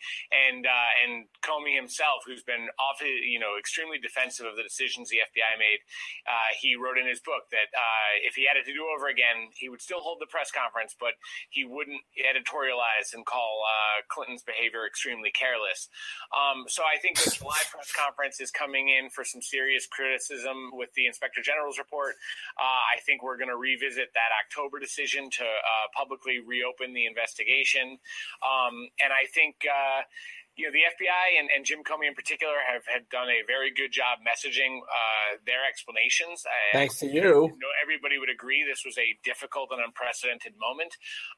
But now when you hold these two cases up side by side, I think it's fair to bring the FBI in for criticism. Wow. Matt Apuzzo, thank you for your they were professionals. I thought they were professionals just doing their job. How can you criticize them now? I mean, it doesn't make the whole argument is ridiculous. Are they people who are not that professional and didn't hold things in the highest regard? I mean, it's ridiculous. This is generally it's from the New York Times, so of course it's going to be, deep state retread crap. But this is a particularly stupid story, and I'm not surprised, or particularly disingenuous, and kind of an insult to their readers' intelligence. They don't understand that this is the FBI's version of events, and that I just don't understand why the journalists then have to go out and kind of sell it. That seems like the worst part, that they have to go out there. Like you talk to some FBI people who spun you some crap, and you don't have any independent verification for anything. It's all hearsay nonsense. In some cases, it's not true because it wasn't a close hold, because it got to Christopher Steele. Why are you even doing that? Because the New York Times has been playing this role all along. This isn't Matt Apuzzo and Goldman, doing investigative reporting. This is them cooperating with the media and the establishment to do damage control on some actual information. It's just not valuable journalism. Just have the FBI do a press release. This isn't journalism. It's not journalism at all. I'm just let the FBI just have the FBI officials go on the record for once and give their positive spin, and that's it. Don't have them launder it, which is what this is. This is laundering FBI talking points through a journalistic publication. Don't do that. This is not valuable. This is not good for the public. This is such a clear dereliction of duty. Can you independently verify anything? No. I have sources that said at the FBI that said the FBI was professional and that it wasn't political. Of course. What do you think they're going to say? That they were unprofessional and it was all political? Why would they say that? So, all right. So in any case, that's settled law at this point. That's been for so long settled law. And, so they're trying to make it make sense as to why super important Trump investigation, why nobody talked about it before the election. Well, I don't know. Maybe it wasn't a real investigation. Maybe they didn't find anything. Maybe it was just a reason to use the state apparatus to undermine the Trump campaign. Maybe it was. Maybe that's a reason. But of course, you're never here. Let's listen to the other side right now, because this reporting, you have people with strong bias on both sides, and you kind of have to listen to both and then find what you think makes sense out of it. But this guy, Joe DiGenova, he's extremely pro-Trump, and he's really pissed off at the FBI and the intelligence community. And he claims that a lot of people around him are also angry about the way this whole thing was handled. And also, what Apuzzo just said about how there was no indication that there was pressure from the New York field office. Well, I remember during the campaign there being large amounts of reporting that there was pressure from the field office in New York, to get real about the way the Clinton investigation was handled mainly, and that they were threatening to reveal things if the FBI didn't handle it in a better way. Let's just boil it down to that. But listen to what DeGenova, what his view of it is, and has been for like a year now. He is a former U.S. attorney in D.C. He was an independent counsel at one point some decades ago, and Trump selected him to be on his legal team, but then that quickly reversed. They decided he had a conflict of interest, and he didn't become part of the team. But what he's been saying all along is that, he has a different story. Here we go. Well, Sean, obviously it's been known for some time. We've been talking about it for more than a year, that part of the brazen plot, which included exonerating Hillary Clinton illegally, and then if Donald Trump won, to figure out a way to frame him, the FBI and the senior DOJ officials and John Brennan and James Clapper and James Comey set about on a plot to frame Donald Trump and the people in his campaign. They used all sorts of means and methods to do that, including the use of an agent provocateur who was unleashed on the campaign on the soil of a foreign country, and as a result of interviews with a number of people in the campaign, asking them, who approached you, a person that you never knew before, and started asking questions about foreign policy and seeing if they could, quote, help the campaign. It is now known who that agent provocateur was that the FBI used and John Brennan used and James Clapper. And tonight there's a flurry of concern in Washington in the law enforcement and intelligence community that his name will come out. I think we already know, but I'll put that aside for a minute. The timing of Crossfire Hurricane, I'm glad to hear there's somebody who likes the Rolling Stones that like me, but part of the juvenile attitude at the FBI. When you say bad cops, it kind of stings because I love the FBI. No, dirty cops. Dirty cop. James Comey was the dirty cop in charge of a bunch of other dirty cops. And what you have here is this was a criminal plot by senior people. John Brennan, James Comey, James Clapper, senior Department of Justice officials to suborn the presidency of the United States through the use of false evidence. The false FISA warrants were obtained through lying to the FISA court. When all is said and done, Mr. Huber, who is conducting the grand jury to investigate the unmasking, the lying on the FISA court, and the leaking of information to the press, it will be shown without a shadow of a doubt that the reason Mr. Brennan has been lying in congressional testimony was from the beginning is because he knew that if he told the truth, he would reveal the plot that involved all. In the New York Times today is a magnificent piece of evidence that there was in fact a plot. After all the denials, they say now that this Operation Hurricane was in Crossfire Hurricane was exactly what we have been saying for a year. So this is the there truth. was an effort to undermine the candidacy of the opposition party. This is the most unbelievable scandal in the history of this country, and the New York Times just blew the lid off of it inadvertently. Inadvertently. Yeah, I mean, okay, he's takes some things to extremes there that I don't. I mean, just as a technical point, and I mean, I agree with a lot of what he's saying, not entirely, but it's not clear they lied. There's some controversy over whether they actually lied on the FISA applications. They're saying that some of this stuff was like that. It was, an opposition research was disclosed in footnotes. It's not clear they lied. So I think that's on the FISA application warrant to get that. That's not clear. The rest of what he's saying makes a lot of sense, which is that the dossier that they used as the basis for. But they're saying that some people are saying that was disclosed in a footnote. I'm not talking about the thing about whether or not they told the judges what the source of the dossier was. I think they're saying the whole dossier itself was just, some of it at least, was just complete nonsense. Well, yeah, but they're true, but they didn't manufacture to the FBI's, I mean, we're going to bash the FBI a lot, but the dossier is a manufactured document by this Fusion GPS, Christopher Steele, Glenn Simpson, for the Hillary Clinton campaign, but it is, despite it being sourced from the opposition party to Trump, it is a piece of evidence. It's just a very biased piece of evidence. And the original claim was that they had not disclosed that it was opposition research, when that's what I'm saying. It's argument. I don't know one way or the other, but I've seen pieces that say, well, actually they did disclose it in a footnote.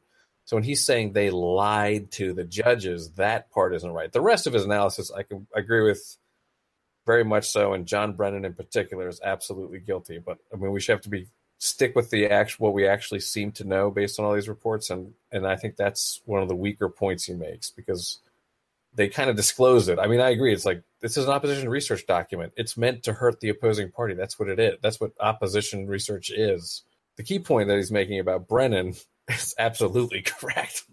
Well, and I don't know, the dossier, the FBI knew that these were unsubstantiated claims. So unless they were trying to substantiate some of these claims using the FISA surveillance capabilities, yeah, on an I American don't know. citizen, I agree with. I think the FISA system shouldn't exist. I don't think they should have a lot of these powers, or I think the FISA judges should have been like, no, you don't have enough evidence.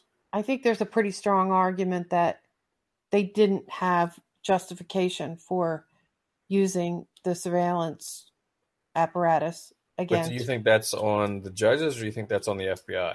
I think that the FBI has a responsibility to bring credible information to the FISA court, not to bring them stuff they knew was unsubstantiated and from unreliable sources and so on.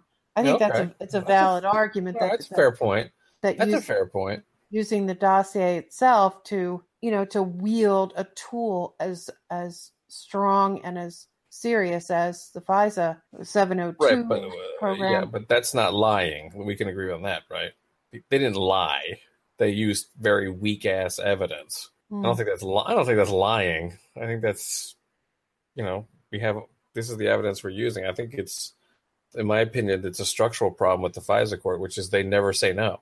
I think it's fraud. Okay, fair enough. Whether it's lying or not, but I think it's fraud. In any case, his larger point about this being a scandal because John Brennan is what makes this, in my view, a very serious and dangerous issue, which is you have a political hack who's wormed his way to the top of the CIA, opening an investigation on someone he doesn't like. Like I said, my money is on him for the leak of the Flynn intercept that got to David Ignatius. I think he's the real issue here, which is John Brennan abusing the security apparatus, which we should argue, should there even be such an apparatus to abuse? Separate point for a moment. Was it DeGenova is saying is, this is a like Watergate. It's a attack using the intelligence service opponent, which is actually what did happen in Watergate, if you remember, because the people that broke into the Watergate hotel were CIA cutouts. Yeah, and I think it also explains the sheer panic that we saw after the election, that, I think they were sort of running wild thinking that there would be no accountability. And then Trump was elected and they're like, holy shit. It's like Watergate. It's like Watergate if McGovern won. How are we going? They're gonna find all this stuff, stuff out, and they knew that Trump was already rabidly. You're right. You know what? That makes so much more sense that makes this whole thing that we've been covering for what, 2 years now. Well, less than 2 years, but so much more sense. That why are they freaking out like this? Why are they going nuts like this? This is so unprecedented. These people are out of control. And we're talking to David Chabot and all these, but it was so blatant. Like, why are these people being so ridiculous? Why are they being like this? This is even crazy. This is destabilizing. Don't they care about the system? And it's like, no, they're in the middle of a cover-up. They're hyperventilating because they've been engaged in this completely inappropriate, if not illegal, spy operation against Trump. That's why they're freaking out. That's why they're trying to get him out of there as soon as they can, because they don't want this all to come out. Exactly. Wow. So we finally got to the bottom of the deep state freakout of 2016. Well, I would... Post-election freakout, I should say. Yeah. I would say that they were acting as an arm of the Clinton campaign, but I'd take it even further. But yeah, I mean, I think that's why they completely freaked out, because it was a cover-up that they had to scramble together quickly. Yeah. And what did they have, like 6 weeks? No, I guess 2 months. I guess they had about that. Not a long time though, but that's very interesting. I think we finally doesn't it make those events in the immediate aftermath of Trump's election make so much more sense now? Yeah, I think.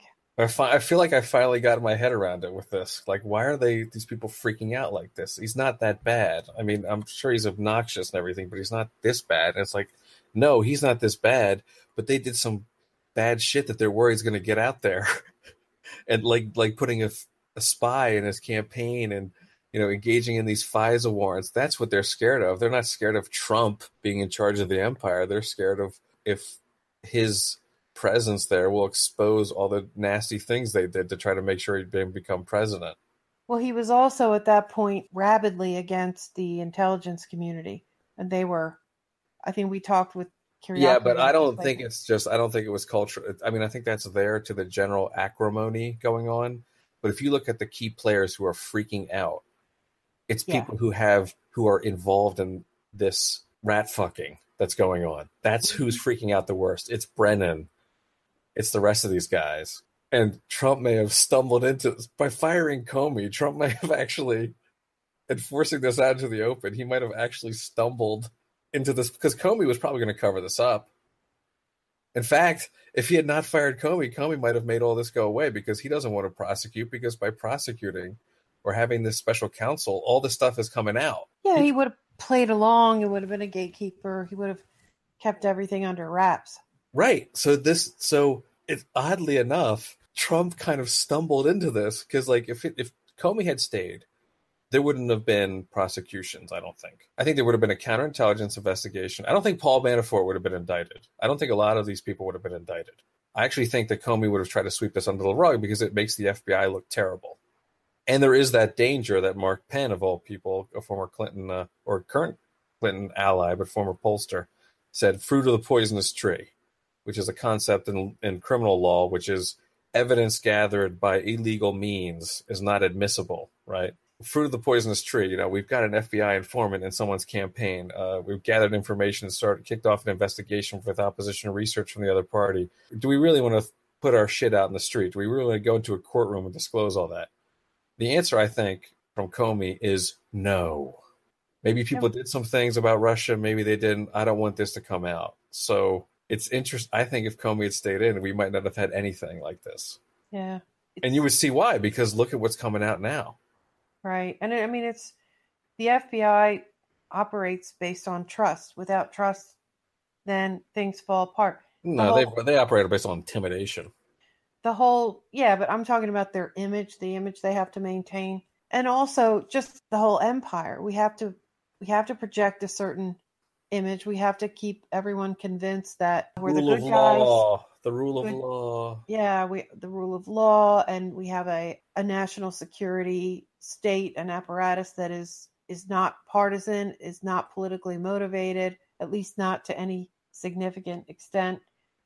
The whole thing. And they never trusted Trump to keep that image going. Yeah, but that's the ethereal. I think the more that you learn about what's happened preceding this, the more it becomes clear that some people went out of bounds. And it is really about these people who have an interest in, by the way, making it ethereal and atmospheric, and this is about the fall of the Republic, but who really, this is unprecedented, or at least unprecedented as it became public, to put a spy in a political campaign, to have John Brennan out there organizing an intelligence operation against his patron's opponent. This is really inappropriate. Yeah, you keep using that word inappropriate. That's the understatement of the year. Well, I don't know enough. I'm not comfortable enough to call it illegal. That's every time I'm using inappropriate, I want to use illegal, but I don't know if they broke any laws because the law has been so distorted by the war on terror that I don't even know what the fuck is against the law anymore. Which is a sad commentary when you think about it. Yeah. It would seem to be against the law to interfere in a political election. So maybe the Russia thing's projection. They're projecting onto Russia interference that they engaged in. Yeah, Should we talk about, this source that has become this? Oh, who is the informant? Right. That's the next question. On the right wing, everybody's hinting that they know who it is, and whoever's given the go-ahead to reveal this name hasn't given the go-ahead yet. Except one person might have published it. Yeah, someone published a name. Should we get into that a little? I think we have to. I think we should get into some of the other things later. I mean, we need a John Brennan episode, but let's get into. Like, I have to say, when I heard the name and I read about the guy, I was thinking, really? He doesn't seem like that. Really? Okay, so at first, until I got to the end of this article, and then they started talking about his ties with the CIA. Yeah. And with and Richard Dearlove, who was the head of MI6, who resigned abruptly. This is a Daily Caller article, quote unquote exclusive, and they have a distinctive pro-Trump bias. Yes, it's a conservative magazine. It is formerly or one time part of Tucker Carlson's media footprint. I think it still is. I don't know, but I think he has said that he's not involved in it anymore. But I think he's the founder of it. Yeah. Yeah, it was right. It's partly founded by Tucker Carlson, and the story is by Chuck Ross, who's a pretty good reporter. I follow his stuff. I know it's a Daily Caller, but I think you got to go not by the publication, but by the reporter. And the story is an exclusive. Cambridge professor with CIA MI6 ties met with Trump advisor during the campaign beyond. Days after Carter Page's high-profile trip to Moscow in July 2016, the Trump campaign advisor had his first encounter with Stefan Halper, a University of Cambridge professor with CIA and MI6 contacts. The conversation seemed innocent enough, Page tells the Daily Caller News Foundation. So this is an interview with Carter Page. He recalls nothing of substance being discussed other than Halper's passing mention that he knew then-campaign chairman Paul Manafort. But the interaction was one of many that the pair would have over the next 14 months through a period of time when Page was under the watchful eye of the U.S. government. So this approach happened in 2016, it looks like, at the University of Cambridge. So that's an important time, July 2016. Their relationship, going back to the story, their relationship included a number of in-person meetings, including at Halper's farm in Virginia, is a particularly interesting turn of phrase, because the farm is what they used to call the CIA training ground. And Page's encounters with Halper were quite different from those that another Trump campaign advisor had during the campaign with the 73-year-old academic. As the Daily Caller Foundation reported exclusively in March, Halper and George Papadopoulos met several times over a period of few days in September 2016. Several days earlier, Halper contacted and met with a third Trump campaign official. That official, who has requested anonymity, told the Daily Caller Foundation that Halper expressed interest in helping the campaign. Unlike with Page, Halper's relationship with Papadopoulos was ostensibly more of a business arrangement than a fledgling friendship. Halper, a veteran of the Nixon, Ford, and Reagan administrations, unsolicitedly contacted Papadopoulos on September 2nd with an offer to fly the Trump associate to London for several nights to discuss a policy paper about energy issues in Turkey and Cyprus and Israel. Papadopoulos, who has worked on the energy issues at various think tanks, accepted the offer. So unsolicitedly, he contacted this guy out of the blue. Papadopoulos and Halper met several times during the stay, having dinner one night at the Travelers Club, an old London gentleman's club frequented by international diplomats, quote unquote. There's no quote there, but there should be. They were accompanied by Halper's assistant, a Turkish woman named Azra Turk. Sources familiar with Papadopoulos' claims about his trip say Turk flirted with him during their encounters and later on email exchanges. Honey trap much? Papadopoulos wrote the paper and delivered it in early October. He was paid $3,000 for the work. Days before making that payment, Halper had finalized a contract with the Office of Net Assessment, the Pentagon's think tank. Federal records show that Halper has been paid $928,800 since 2012 for work on 4 policy projects for the Pentagon. Hey now. Halper's contacts with Page and Papadopoulos are significant because they are 2 of 4 Trump associates who were targets of an FBI counterintelligence investigation nicknamed Crossfire Hurricane. Manafort and former National Security Advisor Michael Flynn were the other 2. The investigation melded exactly 1 year ago on Thursday, with the probe being conducted by Speller. Page has said he is not a target of that investigation, while Papadopoulos has pleaded guilty to lying to the FBI about his interactions with another professor, Joseph Massoud. The New York Times published an extensive report on Wednesday detailing the origins of the Crossfire Hurricane, which was formally opened on July 31st, 2016, what we just were discussing. The probe was opened based on a tip from Alexander Downer, the Australian High Commissioner to the UK. In 2016, Papadopoulos told him during a conversation in London about Russians having Clinton email. Information was passed to other Australian government officials before making its way to the U.S. officials. FBI agents flew to London a day after Crossfire Hurricane started in order to interview Downer. It is still not known what Downer says about the interaction with Papadopoulos, which the Daily Caller Foundation is told occurred around May 10th, 2016. About 2 weeks before that, Papadopoulos met in London with Massoud. Papadopoulos had told the special counsel that during their conversations, Massoud claimed to have learned that the Russian government had Clinton emails. Emails were also brought up during Papadopoulos' meetings with Halper, though not by the Trump associate. According to sources familiar with this version of events, the sources say that during the conversation, Halper randomly brought up Russians in emails. Papadopoulos has told people close to him that he grew suspicious of Halper because of the remark. The Times Wednesday report included a major bombshell. Current and former government officials told the newspaper that, quote, at least one government informant met several times with Mr. Page and Mr. Papadopoulos. That detail matches up with a May 8th report from the Washington Post that an American citizen who has been a longtime FBI and CIA source has provided information about the Trump campaign that is now in the hands of the special counsel's office. House Intelligence Committee Chairman Devin Nunes has asked the Department of Justice for documents related to the source, but the agency has claimed that providing the information would put the source's life at risk. Revealing information about the source would also jeopardize relationships with foreign intelligence services, the DOJ has argued. We want to do this again later, in other words. We don't want to jeopardize our assets. Back to the story. Whether Halper is that source has been a subject of some speculation over the past week, with Halper's name being floated by TV and radio pundits, as well as internet sleuths. Congressional investigators have refused to confirm who he is. The FBI declined comment when asked about the Times' reporting about the informant.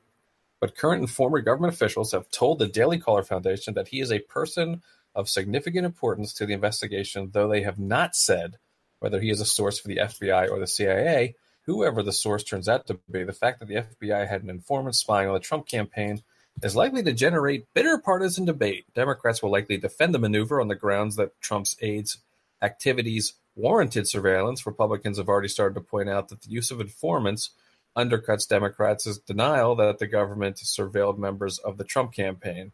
Page's relationship with Halper tracks closely with the period when the Trump advisor was under heavy scrutiny from the federal government. By the time he joined the campaign in March 2016, Page was already known to the FBI, though not because of any criminal activity. FBI agents interviewed him in 2013 as part of an investigation into a Russian spy ring operating in New York. Page said he met with one of the Russians and provided him with academic papers he had written. The FBI put Page back on its radar at around the time he joined the Trump campaign. In late spring 2016, top government officials, including then Attorney General Loretta Lynch and then FBI Director James Comey, discussed whether to alert the Trump campaign to Page's past interactions with the Russian spy ring. But government officials decided against providing the information. Well, that's going to spout 1,000 conspiracy theories. Page's visit to Moscow, where he spoke at the New Economic School on July 8th, 2016, is said to have piqued the FBI's interest even further. Page, on the sidelines of an election-themed symposium held at Cambridge days later, former Secretary of State Madeleine Albright and Sir Richard Dearlove, the former head of MI6 and a close colleague of Halper's, spoke at the event. Page was invited to the event and Cambridge doctoral candidate.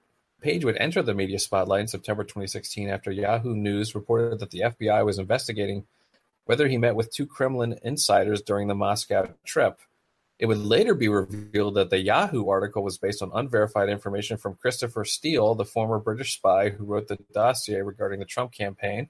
Steele's report, which was funded by the Democrats, also claimed Page worked with Trump campaign chairman Paul Manafort on the collusion conspiracy. Page and Manafort have vehemently denied the allegations, with both men saying they don't know each other. The FBI and DOJ would cite the dossier and the Yahoo article in an application for a Foreign Intelligence Surveillance Act warrant against Page. The spy warrant was granted on October 21st, 2016, weeks after Page left the Trump team. The warrant would be renewed 3 times, in January, April, and June, and expired in September 2017 at around the time that Page and Halper fell out of contact. Page did not describe his final contacts with Halper. Halper has links to the CIA, stretching back decades. His late father-in-law was Ray Klein, a CIA legend who served as director of the agency's Bureau of Intelligence and Research. Halper also worked with a team of former CIA officers on George W. Bush's unsuccessful 1980 presidential primary bid. Halper was reportedly in charge of a team of former CIA analysts who kept tabs on the Jimmy Carter campaign. At Cambridge, Halper has worked closely with Dearlove, the former chief of MI6. In recent years, they have directed the Cambridge Security Initiative, a nonprofit intelligence consulting firm group that lists UK and US government agencies among its clients. In December 2016, both Halper and Dearlove threatened to resign from the Cambridge Intelligence Seminar because of what Halper said was, quote, unacceptable Russian influence on the group, unquote. Halper has not responded to numerous requests for comment. A man answered a phone call placed to Halper's number in March, but denied that he was the professor. Azra Turk, the woman who accompanied Halper during his meetings with Papadopoulos, recently shut down her phone service. Well, well, well. Joanne, what do you think of that? Well, I mean, I think he's hinting that this is CIA meddling in our elections. And they're pretty good at that, aren't they? They do it all over the world. They have for a long time. But I think do you think Stefan Halper is the FBI informant? They're calling him an FBI informant right now, but he looks more like a CIA contractor. Well, no, but I'm saying, do you think Stefan Halper is one of the informants? Is a spy? I don't know. This is the first I've ever heard of the guy. I think it's a strong case. I mean, the timeline is what makes it interesting. Like, he never talks to this Papadopoulos guy. Then he calls him out of the blue. He comes with an attractive woman, a kind of honeypot who's flirting with him. It's very suspicious. Oh, yeah. I mean, I find the story convincing, assuming that these are all facts and everything. And this reporter, despite being, from the DC Caller, I think he's done pretty good work up to now. Yeah, I think it's a very interesting story. So for those who are following along, there is at least one person who now Kimberly Strassel and Andrew McCarthy over at National Review, who are both from, one's Kimberly Strassel's from the Wall Street Journal, which is a Murdoch paper, so it's more right-wing. National Review is very right-wing. So they're right-wing people, but they both basically said they're not going to say who they think the FBI informant is or not yet, whereas it looks like the Daily Caller just went up and threw it out there that this is most likely the FBI informant. And I don't know what happens. I mean, it's maybe there were more than one spy, but I don't understand how you explain this behavior, but it's the first we're hearing of it. So maybe it's not the informant themselves, but it's a pretty strong case. There seem to be a lot of people who know the name of this informant, and it's just a matter now of getting some documents too. He fits the profile of someone you would reach out to. Do you know what I mean? Do they say that he has any ties with Christopher Steele? Well, he's tied with MI6. Yeah. Dearlove and Steele's former MI6. Yeah. Right, but here's the thing. Steele's dossier is part of the impetus for the investigation, right? Or at least it's to further the investigation. So this is, I talk about foreign interference. You got the UK. You got MI6 all over our election. or at least over this investigation. I mean, you got Australians, the UK, you got the whole Five Eyes gang, right?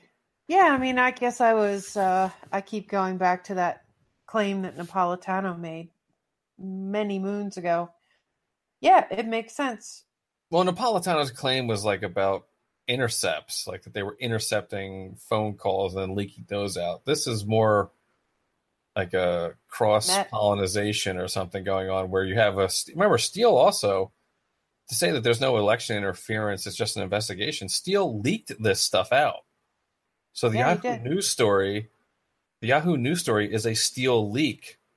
To Isikoff, right? Right, to Isikoff, which is an information he got in part with his collaboration with the FBI. So yes, the FBI didn't do anything to interfere directly with the election, but they had a working relationship with someone who was absolutely trying to swing the election to Hillary. That was his job. So I don't know, when they say they weren't being political, I mean, you're working with the opposition researcher for the opposing campaign. That sounds pretty political, doesn't it? Yeah, but I keep wondering, why did they go to such great lengths if they really thought that Hillary was going to win? Like I say, I don't buy that they did really think she was going to win. If anything, they were concerned that Trump would win and they would have no leverage, or I just don't buy that. That's. I mean, it could have been most of the New York Times narrative. I think the New York Times narrative is all written ex post facto. I think everybody is, even if let's just say it was a honest reporting of FBI sentiment, not a news story, but an honest reporting, or a news story in a sense. Well, all these people's recollections are being colored by the present moment, right? Yeah, of course. Yeah. So even if you take it not as a dishonest spin operation, but just as an honest recollection, is that what they were thinking at the time? Do they even know what they were thinking at the time? Did they have a diary? Did they have a journal they're referencing? No. So it's all self-serving, even in the most generous interpretation. It's self-serving. It's going to be selective memory. You also have to think about the fact that he was attacking these people all through his campaign, right? They were pissed off at him. The stuff how dare he say the things that he was saying about. So there's that. I mean, they could have been plotting revenge, even if they thought he was going to lose. But I get the sense that, it could have been an abundance of caution by, extremely people who micromanage things. Maybe they couldn't resist. I mean, when you have this massive surveillance system at your fingertips, if you will, you start getting used to being able to know anything you want to know, tap into this massive but even database. If let's take this on its face. But let me finish this one thought.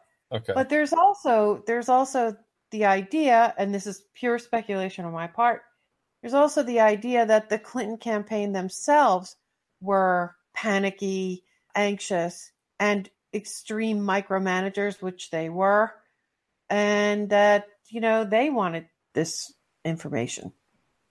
I'm just gonna throw that one in there as a little flavor. Yeah, maybe. But I mean, let's look at this on its face. Well, what would you refuse her if you thought she was going to be your next boss? I know, but why would they choose to do this?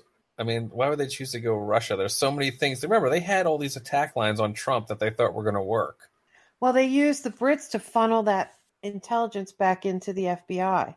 Can't have the CIA just handing things over to the FBI, and I don't know. Yeah, but who knew Russia? I mean, they built the Russian narrative. That's the thing. Like, this wasn't in the ether, and then they built it. So I think they had, if they wanted anything on Trump, they wanted it. Maybe. I mean, I think it's possible what you're talking about. It's possible. I'm just saying, on the face of it, this is what happened, right? Let's take the official narrative. This guy talks to this Russian professor, Joseph Massoud. He tells Papadopoulos there was a hacking of the emails. Papadopoulos gets drunk, tells an Australian diplomat. That launches the investigation. Where the hell did the Trump campaign collude with the Russians? Anywhere in this scenario? Nowhere. Well, at this point, they know that someone has approached the Trump campaign and said that the Russians have Hillary's emails, and Hillary campaign could be freaking out, saying, "Well, keep an eye on this." They want to. they've already gotten hit. No, I'm twice. saying, what do they have for the collusion narrative with the Trump campaign? Nothing. They've got a cold approach by this Russian telling a junior aide, if this even happened, that the Russians have hacked the DNC or something, or that they have emails, who then is blurting it all over town, including to an Australian diplomat. Like, that's not collusion with Russia. That's Russia. That's a Russian agent trying to approach a junior member of the Trump campaign to perhaps, work him as an asset, who then, in the next moment blurts it out and then starts a counterintelligence investigation. I mean, if this is the official narrative, and nowhere in this narrative is President Trump involved in a collusion scheme with the Russians. Do you know what I mean? Like, it's so peripheral. Yeah. It's totally peripheral. Even if you believe it, it's peripheral. And the whole Trump Tower thing is another example of Russians ham-handed attempts. They go in and they say, we have dirt on Clinton. They say, oh, what's the dirt? And they go, well, we really hate this Majinsky Act thing. Yeah, they're really trying to influence, yeah. It's like these kind of ham-handed influence operations. It's not top-level collusion. It's not this grand collusion plot. It's not this grand collusion conspiracy theory. Yeah. So that's why it's funny is that even if this official narrative wins out, right? Let's say it becomes more of the official narrative, and that Robert Mueller, they don't have enough. They don't really have it. They have some peripheral machinations. They still haven't proven, by the way, that the DNC hack was the Russians, but they have all this like circumstantial crap. So who goes down? These peripheral figures and some people who lied to the FBI, and that's it. But what they do have is a lot of people believing this vague idea that they are trying to get across. Yeah, but now they also have a lot of people believing that the CIA and the FBI are enemies of the people and that they can't be trusted. Yeah, they did create quite a mess. So if the whole point was to damage Trump was already damaged. That's the thing. Trump had nowhere to go but up. He's at 40%. That's exactly where he would have been anyway. But now the FBI and the CIA and the deep state, quote unquote, are the ones taking the shellacking. They're the ones who are seeing their reputations get torn asunder. Trump was already very disliked. You know what I mean? Like, yeah, it's interesting that when one little piece of truth comes out, when they're forced to admit something, you can see the narratives reforming, and it's just the narratives are reforming at such a pace that even the New York Times has to crap on its own reporting in the span of a year. And create this huge, and this article in the New York Times is huge. I mean, long, it's long, and it's got a really catchy title. I mean, who knows if this thing was ever even really called Crossfire Hurricane, or whether they just made it up after the fact. I mean, that's the whole thing. This whole thing, when I read it, was like, this is backfilling. This is revisionist history so clearly. So yeah, maybe there was maybe they didn't call it that. Yeah, I don't know. It's catchy, It was Operation Orange. Operation Get Trump. Maybe they were just doing shit all along during the campaign, and there was no definitive beginning or end or to this counterintelligence investigations are pretty convenient, are they? They're super. Yeah, that's what I'm saying. If Comey had kept this as a counterintelligence investigation and never been a prosecution, which is what he's talked about in congressional testimony, then he would have swept all this under the rug, and he wouldn't have had. But instead, that's what I'm saying. I'm saying Trump may have lucked into something by firing Comey. Yeah, I see where you're going with that. You know what I mean? He may have lucked into something, because I don't think Comey would have done anything. I think this all would have been swept under the rug. Like, they're charging this guy lying to the FBI. They got a spy in the campaign. You can't charge someone for lying to a spy. Or you can't charge someone with lying when they're... I mean, like, it's all very strange and circumstantial. You know what I mean? It's just... This is why it's a counterintelligence investigation, where you're just gathering information, not trying to make criminal cases. Yeah, it's interesting for sure. And so we'll see. Okay, we're going to have to keep up with this story, because we'll try. There's so much news in this damn. Yeah, today's drinking from a fire hose. It is drinking from a fire hose. We appreciate everybody who stayed in here. So that's our show. Thank you so much. We will have more to come, I'm sure, on this, as well as some stuff on John Brennan. We'll have to do a whole show on John Brennan. If you want to check us out, please go to AroundTheEmpire.com. Want to support the show? We deeply appreciate it. Patreon.com/AroundTheEmpire. Follow us on Twitter @AroundTheEmpire. Follow Joanne on Twitter @Joanne Leon, Leon. Follow me @US Empire Show. Facebook, YouTube. Questions, comments, want to yell at me? Dan @AroundTheEmpire.com. See you next time. Take care, everybody.